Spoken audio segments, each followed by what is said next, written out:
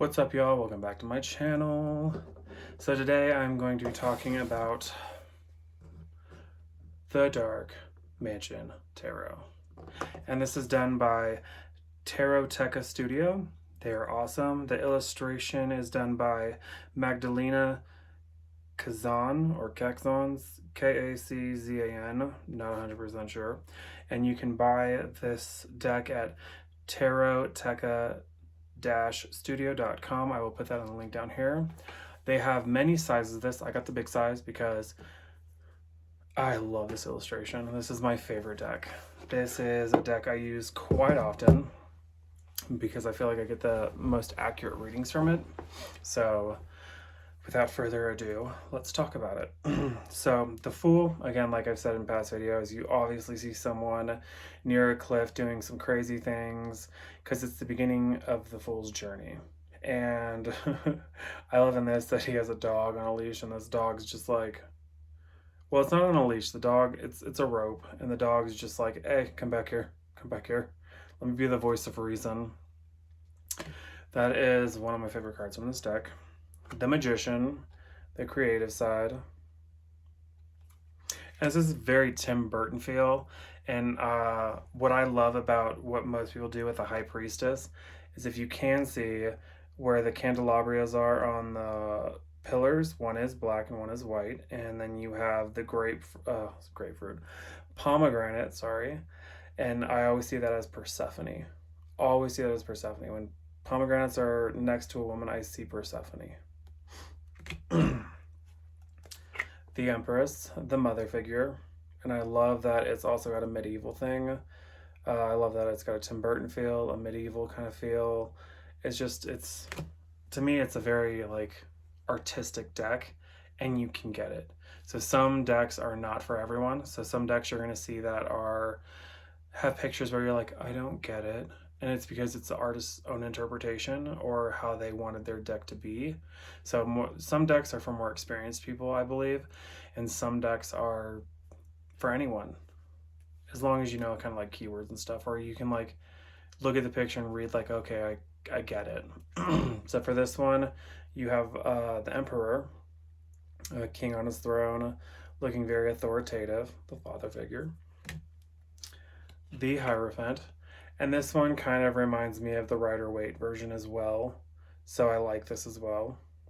Conforming to society in that way, I like that. Or religion. The Lovers. The thing I love about this card is usually when you see the Lovers, you see two people, like being lovers.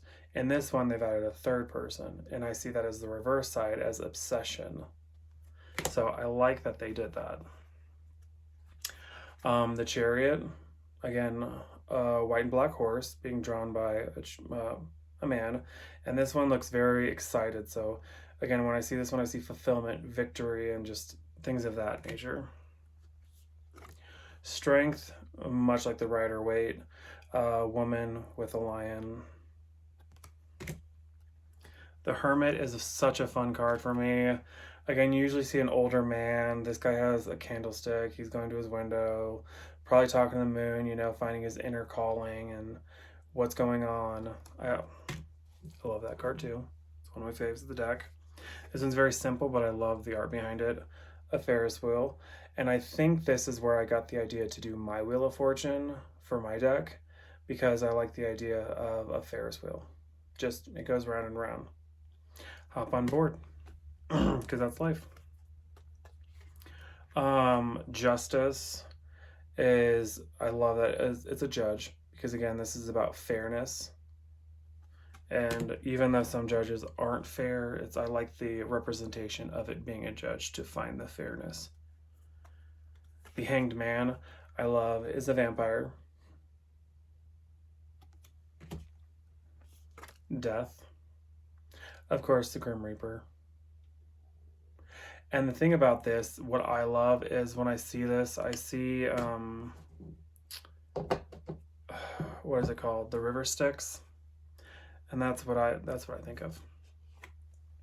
Temperance, I like, is an angel filling up water because it's about balance and healing. The Devil, obviously, has always been my favorite card because, again, it's my card. I'll say it every time I do a deck reading because it's the Capricorn card. This one I super love because it's a female devil, but she also has skeletons still chained to her. And in the terracotta, not the tarot deca, but the Rider-Waite version, you usually see that the people with the chains around their neck, it's loose enough for them to be free. They just don't want to be free of it, representing addiction and stuff like that, being tied to your own materialistic ways. The Tower, again, much like the Rider-Waite, but I love this one, how graphic and how just like the art they put behind it. Sudden change, lightning striking a house, because that can happen. Just sudden, because it's life. Anything could happen at any time. The Star, I also love this because it also resembles for me like balance and healing, but it's like for like under the moonlight, just more spiritual. The moon is about mystery, and this one's just, I like it because, again, it has a woman very mysteriously, and it looks like there's a river behind her, and she's holding the river, like being the moon and pushing and pulling the water. That's how I interpret it. How they represented the sun, success, vitality, youth. They put all of that in there. I really like that. Judgment, to me, is always the inner calling card. I like how they set this one up as well. The World, again, kind of like the Rider-Waite. And I love the graphics in this one. And again, if you ever asked me to choose what deck was my favorite, it'd be this one, because you never know, in the future I might find one where I'm like, holy crap, I love this one more. But for now, for like the last 4 months, this has been my favorite deck because I got this about, I want to say 4 months ago, and I love this deck. It's amazing. Ace of Pentacles. And you all know me, I start with Pentacles because it's Earth. Two of Pentacles. Three of Pentacles. Four of Pentacles.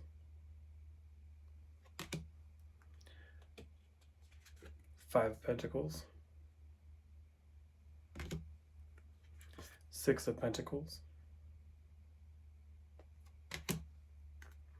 And the one thing I want to say, because I love this card too, is if you see in the sign, it has a scale, so for balance. I love that this person is giving money and balancing the scales to just do the right thing, because whenever you see the Six of Pentacles, it's about doing charitable giving stuff from your heart, not for like the purpose of like, I hope one day I get paid back too. So I like that they added that little thing in there. So when you see cards, like really look at them and find the deep meaning behind everything in it. And that's how the cards speak to you. And that's why I love really illustrated cards, because they show you so much more when they're illustrated. I've seen some decks where they're like very basic, but they're still very cool looking. It's just, like I said, you have to be experienced in the tarot to know what that card is in order to use it.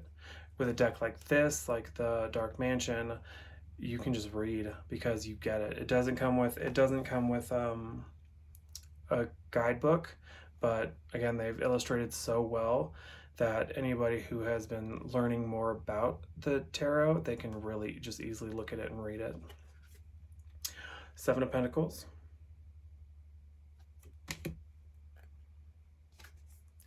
Eight of Pentacles.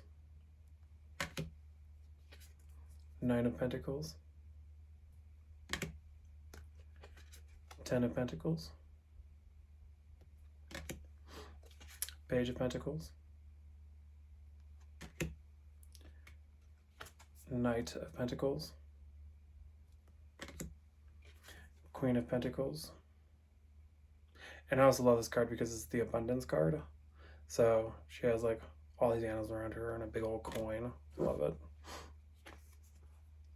King of Pentacles. Ace of Swords.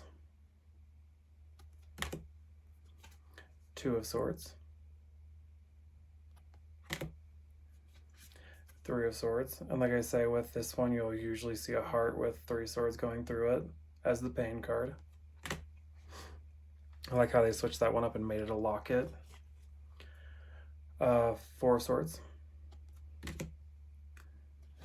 Five of Swords, I like this because, again, it's like a battleground. Like, you know, it's the defeat card, so you see people defeated in the back. Again, you may have lost the battle, but you didn't lose the war. Six of Swords is awesome because it's the transition card, so I love that you see a very nervous looking lady getting on a boat with maybe a strange man. So it's just like, is this, where are we going? Seven of Swords. I like this as well because I made mine more of a burglar guy too, because I love that aspect, making a break for it. Gather what you can and make a break for it. Eight of Swords. Nine of Swords, the card that stalks me. I love how they illustrate this too, and like the monster shadow on the wall has like swords as teeth. I just, brilliant. Ten of Swords, again, getting stabbed in the back. Complete defeat. So that for me is like the rock bottom card. So when you get that card, yeah, it's going to be hurt to see, but at the same time, also remember that now the only way out is up. So you can't go any further down. You've already hit rock bottom. So only way you can go now is up. Page of Swords. Knight of Swords. Queen of Swords. King of Swords. And this is a different version of like the Ace of Cups, because usually when you see it, you see an overflowing cup. You see like, you know, it's full, it's like emotional fulfillment. It's not emotional fulfillment, but your cup's like overflowing with like emotion. That could be love, that could be happiness, that could be whatever you want it to be. Well, I mean, there's more deeper meaning into it, but Two of Cups is I love that they also put doves in here along with lovers, just making it full blown the lovers card. And then that little apple in the back, like, ooh, let's do an Adam and Eve kind of thing. It's funny to me. Three of Cups, the friendship card. I like that they incorporated that in there as well. Four of Cups, much like the Rider-Waite, you have a guy sticking his arm out with a cup. Like, hey, you have all these cups and here's an extra cup, but this kid's just like, me. Apathy. Five of Cups.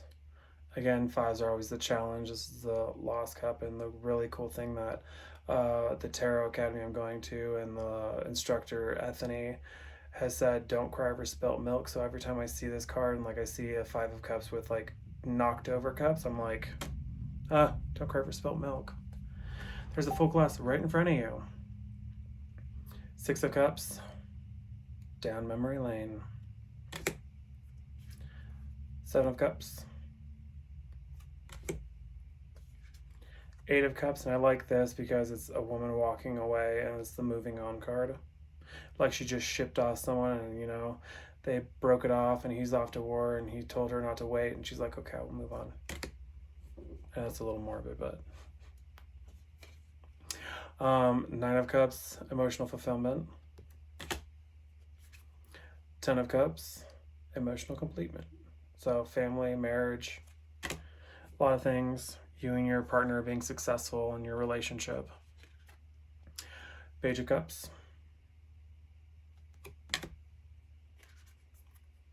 Knight of Cups. Queen of Cups. King of Cups. Ace of Wands.